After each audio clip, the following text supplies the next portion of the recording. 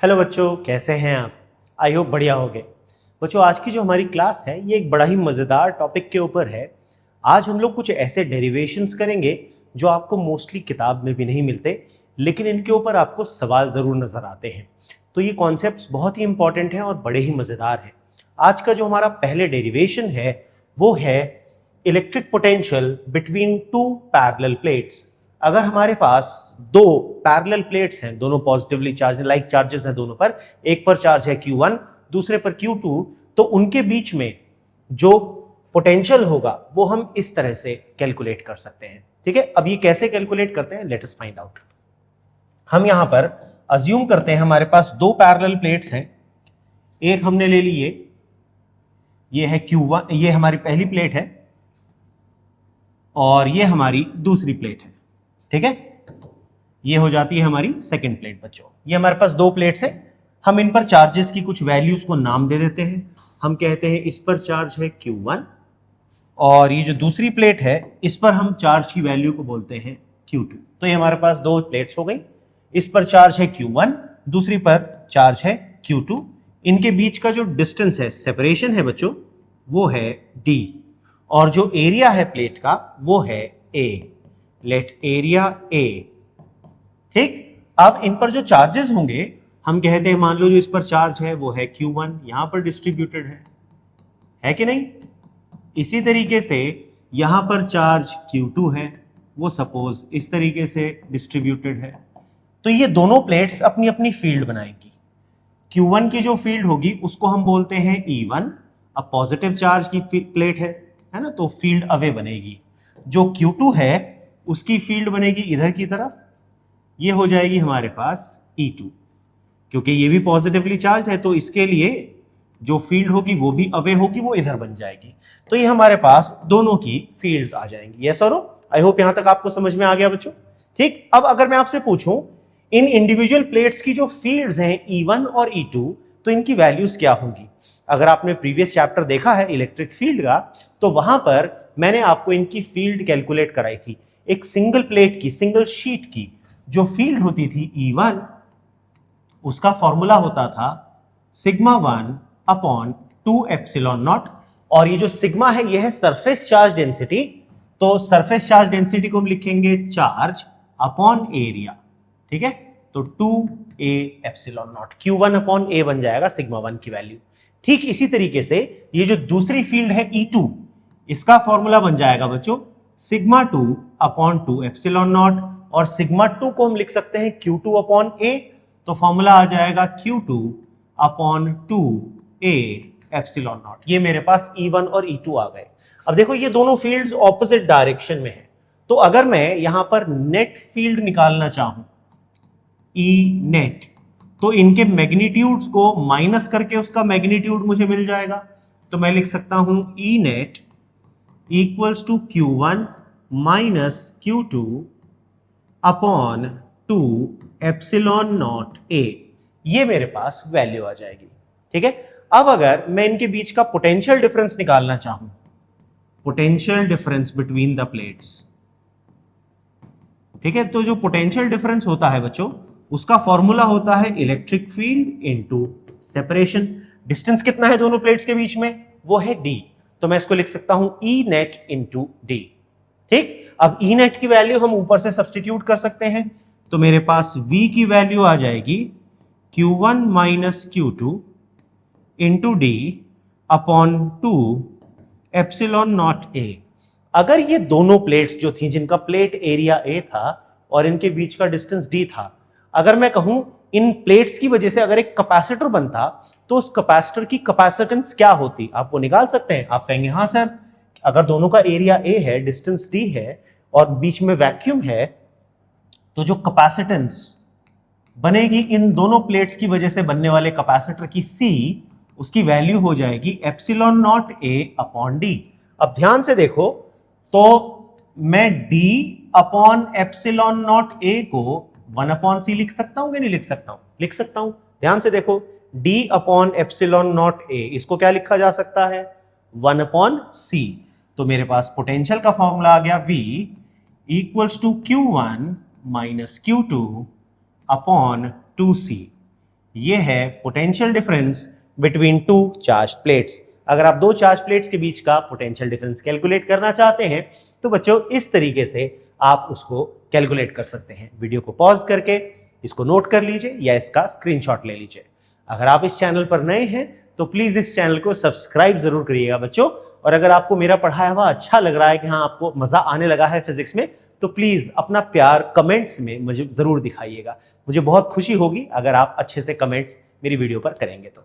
Note कर लीजिए। चलिए अब हम लोग चलते हैं हमारी अगली वीडियो की। अगला जो हमारा टॉपिक है, अगला टॉपिक है बच्चों force between plates of a parallel plate capacitor.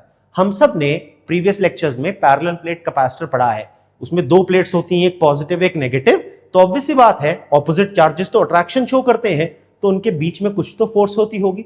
हमें वही फोर्स कैलकुलेट करनी है। ठीक है, तो हम निकालेंगे force between the plates of a parallel plate capacitor. तो इस डेरिवेशन को करने के लिए हम बड़ा सिंपल सा कॉन्सेप्ट यूज करेंगे बच्चों। मैं यहां पर एक प्लेट लूंगा।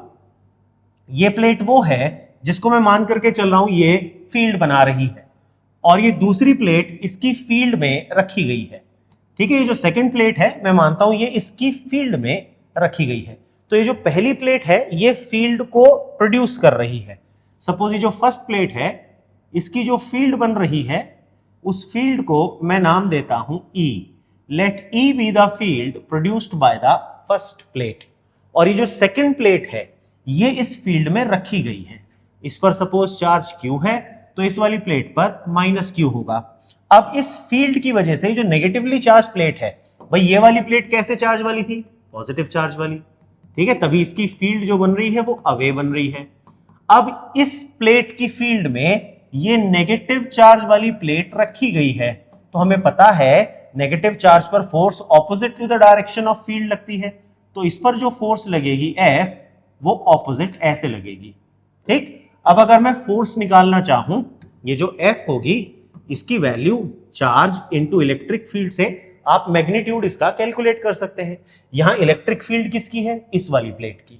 तो जो electric field due to first plate है E, उसका फॉर्मूला हो जाएगा सिग्मा अपॉन 2 एप्सिलॉन नॉट। और अगर इस प्लेट का area, if A is the area of this plate, इस प्लेट का एरिया अगर A है तो हम ये जो सिग्मा है बच्चों इसको लिख सकते हैं Q अपॉन A। तो फॉर्मूला बन जाएगा Q upon 2 epsilon naught A। ये तो आ गई फील्ड किसकी? इस वाली प्लेट की। ये फील्ड की वैल्यू इस फॉर्मूला में रख दीजिए, तो आपके पास फोर्स F जो आ जाएगा वो Q into Q upon 2 epsilon naught A हो जाएगा। तो फोर्स की वैल्यू आ जाएगी Q square upon 2 epsilon naught A। ये फोर्स तो तब आई जब कैपेसिटर की प्लेट्स के बीच में क्या रखा है? यहां कैपेसिटर की प्लेट्स के बीच में क्या है बच्चों? कैपेसिटर की प्लेट्स के बीच में यहां पर है वैक्यूम। तो ये फोर्स की वैल्यू हमारे पास निकल करके आ रही है। अब हमें क्या देखना है? हमें देखना है कि यहां पर अगर मैं इसके बीच में एक मीडियम फिल कर दूं, if a medium, a dielectric medium of constant K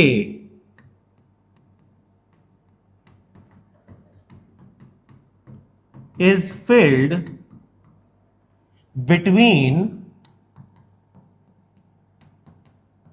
the plates of capacitor। जो कैपेसिटर है इसकी प्लेट्स के बीच में अगर मैं एक डाइलेक्ट्रिक भर देता हूं जो कि डाइलेक्ट्रिक कांस्टेंट K का है ना, तो यहां पर हमारे पास जो नई फोर्स होगी F डैश, हमें पता है F अपॉन K हो जाती है।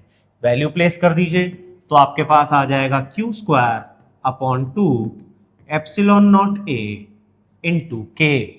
ये आ जाएगी force between the plates of a parallel plate capacitor.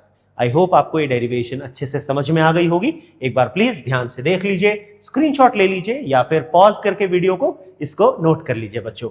मजा आ रहा होगा पढ़ने में, आई होप आप लोगों को। प्लीज कमेंट जरूर कीजिएगा। ठीक है, चलिए अब देखते हैं हमारी आज की तीसरी डेरिवेशन। वो है force on each plate of a parallel plate capacitor. जो पैरेलल प्लेट कैपेसिटर होता है उसकी हर प्लेट पर जो फोर्स होगी वो हमने कैलकुलेट करनी है। एक फॉर्मूला ये भी है फोर्स का, हाफ QE। आइए देखते हैं इसको हम कैसे कैलकुलेट करते हैं बच्चों। इसके लिए हम यूज करेंगे कॉन्सेप्ट ऑफ एनर्जी डेंसिटी, जो मैंने इससे प्रीवियस वीडियो में आपको सिखा रखा है कि एनर्जी डेंसिटी का कॉन्सेप्ट क्या होता है। देखिए एनर्जी डेंसिटी जो है किसी भी कैपेसिटर के लिए वो उसकी total energy divided by the volume होती है और उसका फॉर्मूला होता है half epsilon naught E square. इस एनर्जी डेंसिटी को डिनोट करते थे स्मॉल यू से, स्मॉल यू यूज करते थे हम एनर्जी डेंसिटी के लिए, ठीक है। तो मैं इसमें मानूंगा let F be the force required. अब देखो यहां पर हमने क्या किया, हमने कैपेसिटर की प्लेट्स ली, ठीक है, वो ऑलरेडी कुछ डिस्टेंस पर थी, मैं उसको थोड़ा सा और मूव करना चाह रहा हूं, ठीक। तो मैं उसको मूव कर रहा हूं छोटे से डिस्टेंस डेल्टा एक्स से। ऐसा करने के लिए मैं यहां पर जो फोर्स लगा रहा हूं वो है F. Let F be the force required to separate the plates by a small distance delta X. मैं मानता हूं कि प्लेट्स को छोटे से डिस्टेंस डेल्टा एक्स से अलग करने के लिए, मूव करने के लिए जो मुझे फोर्स चाहिए उसकी वैल्यू है एफ। तो यहां पर जो स्मॉल वर्क डन होगा, small work done by F, ये जो डेल्टा डब्ल्यू होगा बच्चों, इसकी वैल्यू आ जाएगी F into delta x. Work का फॉर्मूला होता है फोर्स इंटू डिस्टेंस, तो हमने डिस्टेंस लिया डेल्टा एक्स, फोर्स की वैल्यू ली एफ, तो वर्क की वैल्यू आ गई एफ डेल्टा एक्स। यहां पर हो क्या रहा है ध्यान से देखना, यहां पर मेरे पास ये एक पैरेलल प्लेट कैपेसिटर है, ये चीज समझो जरा ध्यान से, ठीक है। ये एक पैरेलल प्लेट कैपेसिटर है,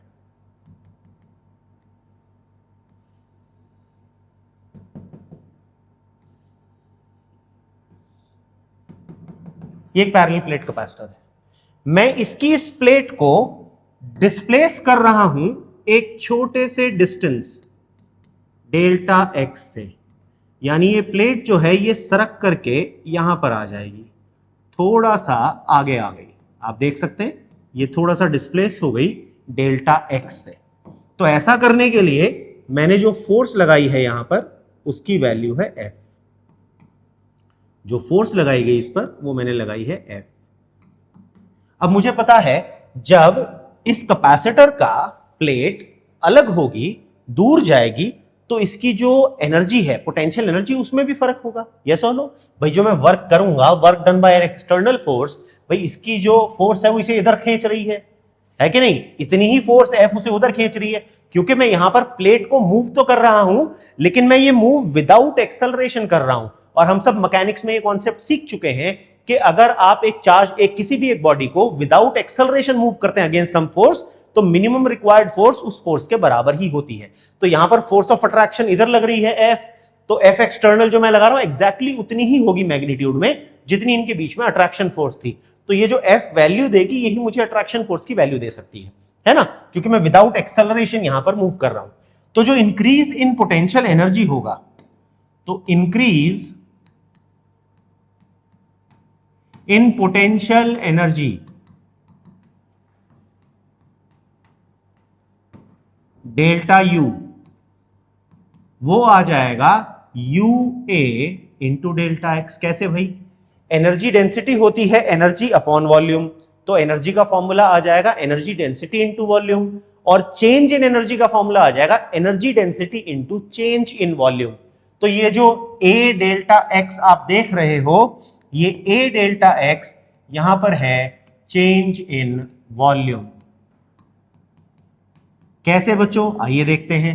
भाई ये जो एरिया ऑफ प्लेट है, ये जो आमने सामने वाली प्लेट्स हैं, इनका एरिया है ए, और मैं इसको डेल्टा एक्स आगे मूव कर रहा हूं, तो ये जो येलो वाली वॉल्यूम दिख रही है आपको, इतना ही तो इंक्रीज या चेंज इन वॉल्यूम हुआ है।